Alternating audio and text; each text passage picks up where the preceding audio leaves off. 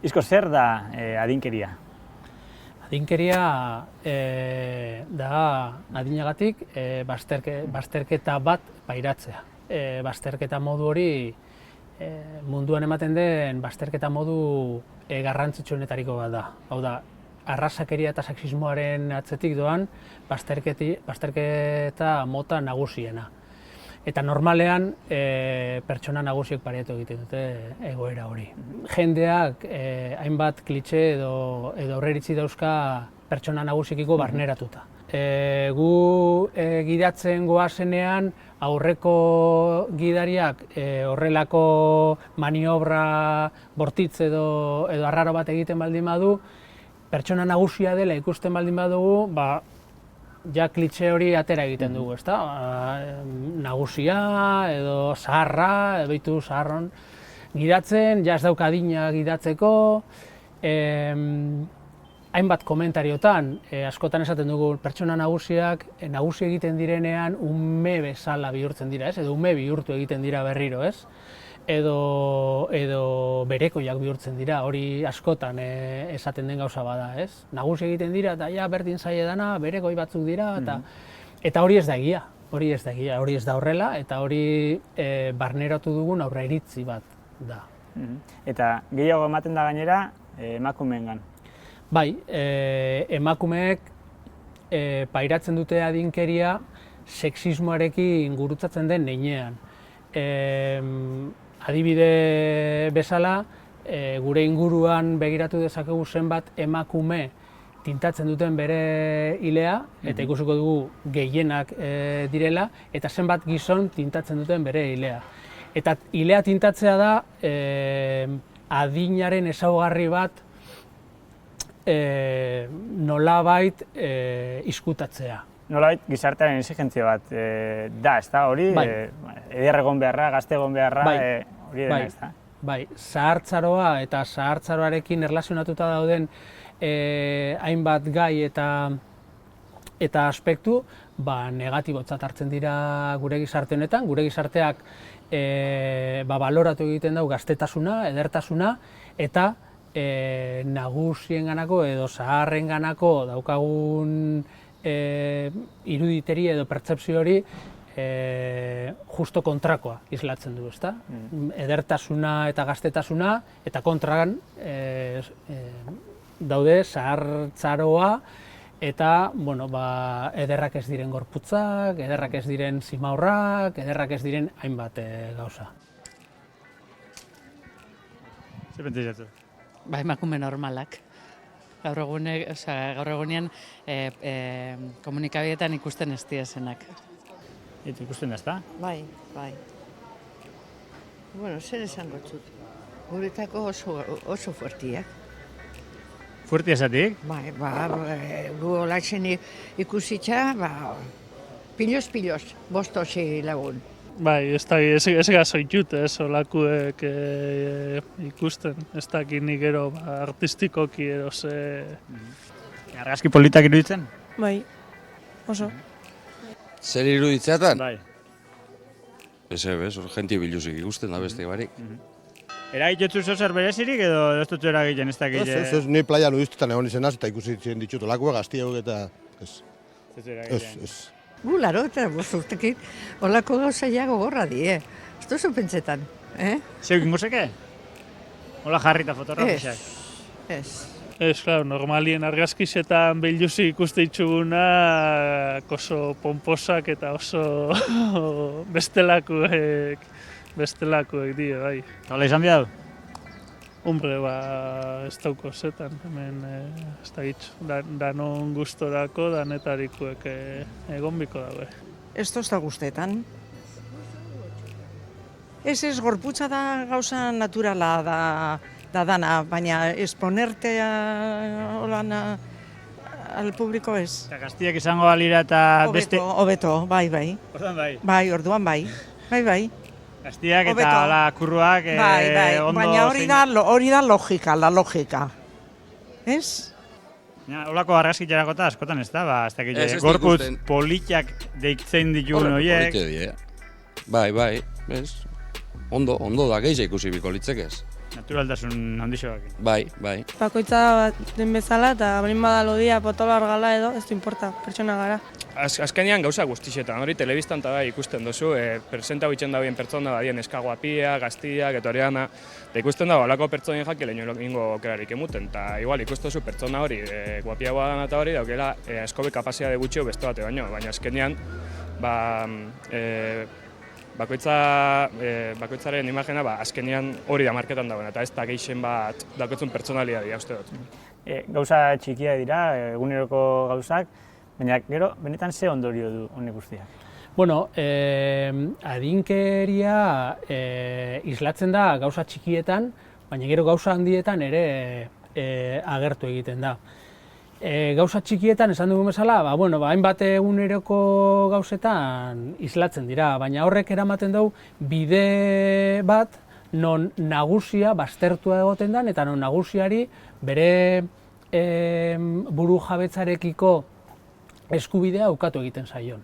Eta hortik aurrera, sortu daitezke tratu txarrak, arrazakeria baditu hainbat estadio, hainbat maila, bat izan daiteke komentarioarena eta horrelakoa, baina muturrekoa ere bada violentzia egotea, sexismoarekin berdin, emakumeenganako violentziaren zera horretan ere, maila ezberdina daude eta txikiena da horrelako txiste matxistak eta horrelakoak egitea, baina muturreko edo maila goreneko zera bat da violentzia, emakumeenganako violentzia. Eta horrek bide bat dauka, hasieratik muturreraino. Hortartean egongo da, ez dakit, norbere, adin nagusiko pertsona zahar baten, norbere erabakiak hartzen ez ustea, edo bere gauzak kudeatzeko aukerarik ez ematea eta beste batek hartzearen askotan, lanak? Hori askotan ematen da, eta hori da adinkeriarekin lotutako aurreritzi bat. Pertsona nagusiak beren kapazidadea galtzen dutela uste dugu, kapazidade hori galtzeko eta akatsak egiteko eskubide hori ukatzen diegu, hortaz, beren kontu korrontea kudeatzeko eta arazo horik ez egoteko, semeak edo alabak kudeatzen dio kontu korrontea, edo erosketak egiten dizkio, edo hainbat gauzetarako erabaki eskubide hori ukatzen dio. Guk pertsona nagusiekin honelako gauzak lantzen ditugunean askotan esaten digute. Medikura joaten direnean, medikuak ere askotan seme edo alabari zuzentzen zaio, ez? Eta nagusia gelditzen da hor bigarrengo plano baten. Arazoa edo gaixotasuna edo osasun kontu hori daukana bera denean eta bera auki beharko luke zentzu horretan eskubidea horren gainean dagoen informazio guzti hori kudeatzeko. Eta zer eragiten digu horrelako joerakin pertsona horri edo nolabait kolektibari bestela, baina zer eragiten digu? Eragina izaten da autopertzepzio mailan eta autoestimu mailan, ezta? Askotan beraiek onartu egiten dute, gu ja sarra gara, gu ja ez gaude honetarako prest, gu ja zer ikasiko dugu, Orduan, fenomeno honek daukan gauzarik mingarriena da pertsona nagusi bera, autobazterketa prozesu baten barruan hasten dela. Eta normaltzat ematen dituela inguruan gertatzen diren jarrera diskriminatzaile horiek. Eta zergatik izaten da hori, azken finean gu orain, edo gazteak direnak, horrelako klitxeak, horrelako aurreritziak barneratzen baldin badituzte, arrazakeriaren eta sexismoaren gertatzen ez den bezala, hau da, arrazakeriak ni arrazista bat izan naiteke, pentsatu dezaket, arabiarrak edo beltzak gu baino gutxiago direla, eskubide gutxiago dituztela, baina ni sekula naiz izango ez beltza, ez arabiarra. Eta emakumeekin berdin, nik jarrera matxistak baldin badauzkat, ni pentsatu dezaket, emakumeak gizona baino gutxiago direla, eta hortaz, eskubide gutxiago dituztela. Baina ni sekula naiz izango emakumea. Baina dinkeriarekin gertatzen dena da, horrelako aurreritziak baldin badituzu gaztetan, dena ondo baldin badoa, zure bizitzan dena ondo baldin badoa, helduko da momentu bat non zahar egingo zara. Eta orduan bai, zu zeure trampa berdina jauziko zara. Hau da, autobazterketa prozesu hori ere bada horren ondorio bat. Eraldaketa sozialari buruzko saioa da gurea, tarte bat, argiago hau gainditu beharreko erronka bat edo izango dela. Ez dakite hori nola ikusi behar ditugu adin batetik aurrerako pertsona. Agian zaharrak esan beharko nuke zuzenean, nahiz eta horre ere zaharrak hitzaren esan nahia ziur aski egokitu edo gaurkotu egin beharko da. Baina nola ikusi eta ze parte hartze, ze protagonismo behar dute gizartean? Egia da, gizarte honek gero eta nagusi gehiago edukiko dituela. Nagusiak gizarte honen parte aktibo bat bezala onartu behar ditugula eta parte hartze soziala sustatu behar dela. Eta sustatu egin behar da ahalduntze prozesu edo jabetze prozesu baten barruan. Batez ere, beraiek ere jabetzeko adinkeriaren prozesuarekin. Ez da bez oso ituta, holako emakume batzuk prestaitea, euren iniziatibaz, argazki batzuk atatea, biluzik, eta zure ustez ez esaten dugu persona honen gainean. Ez dakit oso animauak bintzez.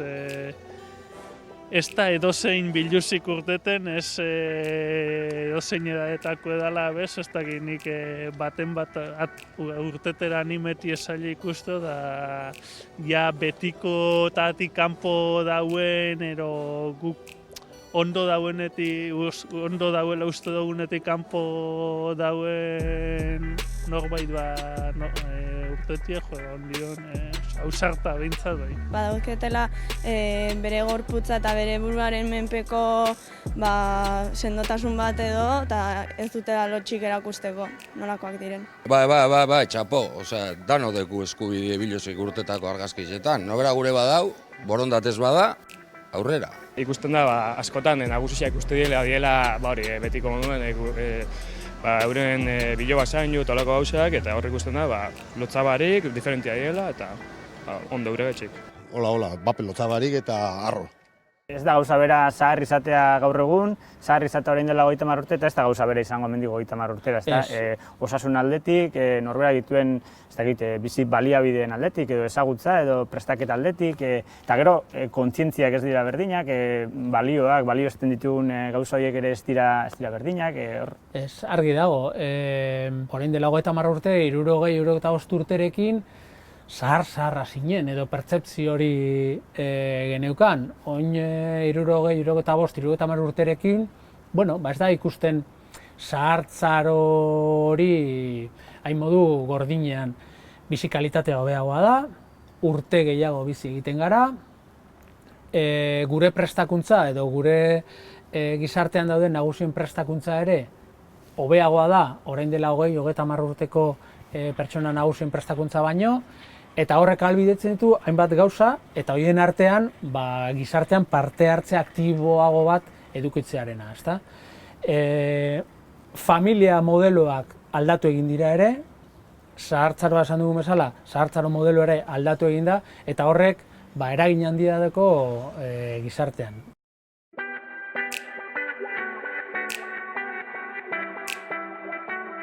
Gizarte politikak erabat aldatu behar dira, baina gu ere gizarte moduan ere hausnarketa bat egin beharko genuke horreri nola aurre egin edo nola aurre egin bilatzeko.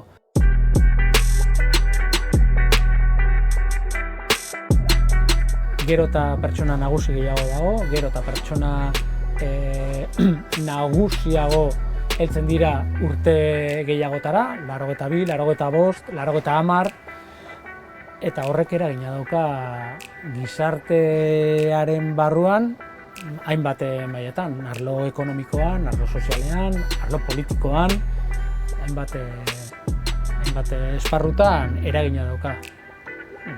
Ondo, eskerrik asko. Zuei.